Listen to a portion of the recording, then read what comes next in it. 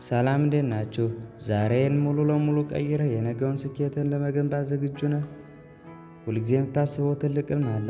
ነገር ግን ነገ ጀምራለሁ እያልክ የምታዘገየው ስንት ጊዜ ነው? በቃ ያቺ ነገ ዛሬ ነች። ማሰብ አቁም፣ አሁን ጀምር።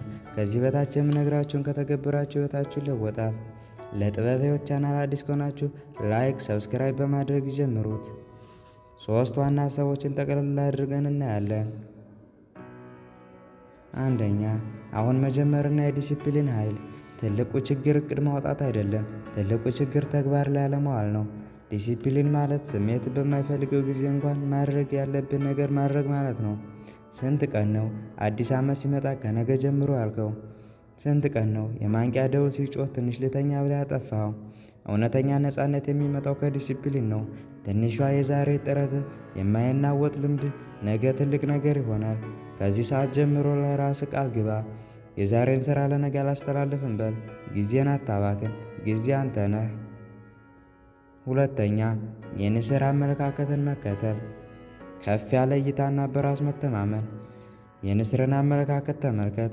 ንስር ከፍ ብሎ ይበራል። ትንሹን ነገር አያይም፣ ግቡን ያያል። ወደ ግቡ ለመድረስ ያለውን ነገር፣ ፈተና፣ ነፋስ፣ ርቀት ሳይሆን ግቡን ብቻ ያያል። ሰዎች የሚሉትን ነገር፣ የሚያንኳስሱን ቃላቶች፣ ስላንተ የሚያወሩት ወሬ፣ እነዚህ ሁሉ ትንንሽ ነገሮች ናቸው። ንስር ወደ ታች ወርዶ ከዶሮ ጋር አይጣላም። ከፍ በል፣ ራዕይን ከፍ አድርግ፣ በራስ ተማመን። ማንም ሰው ስላንተ የሚሰጠውን አስተያየት የሕይወት እውነት አይሆንም። እውነተኛው ድምፅ ያለው ውስጥህ ነው። ያ ድምፅ ደግሞ ትችላለህ ይልሃል። ተስፋህን የሌላ ሰው ፍቃድ ላይ አትጣል። ከፈጣሪ በኋላ በራስን መተማመን አለብህ። ሶስተኛ፣ ፈተናዎችና ተስፋ። ሕይወት ትግል ነች። ስኬታማ መሆን ማለት ፈተና አይገጥመኝም ማለት አይደለም። ስኬት ማለት ከወደቁ በኋላ ተነስቶ መቀጠል ማለት ነው። ውድቀት መጥፎ ዕድል አይደለም። ውድቀት ማለት አንድ ነገር መማር ማለት ነው። ስህተት ሰርተሃል፣ ተነሳ፣ አቧራህን አራግፍና ተማርበት። በሩ ተዘግቶብሃል፣ አትቁም። ወይ በር አንኳኳ ወይ ደግሞ ሌላ በር ስራ። እግርህ ተሰናክሏል፣ ችግር የለም። የተሰናከለው እግርህ ነው፣ ዓላማ አይደለም። ተስፋ ማለት ፀሐይ ከመውጣቷ በፊት ያለው ጨለማ ነው።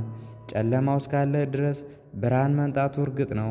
በሕይወት ምንም ያህል ከባድ ቢሆን ተስፋ አትቁረጥ። እያንዳንዱ ዛሬ የምታሳልፈው መከራ ለነገው ጥንካሬ መሰረት ነው። ስለዚህ ቤተሰቦቼ እነዚህን ነገሮች አሁን ጀምሩ።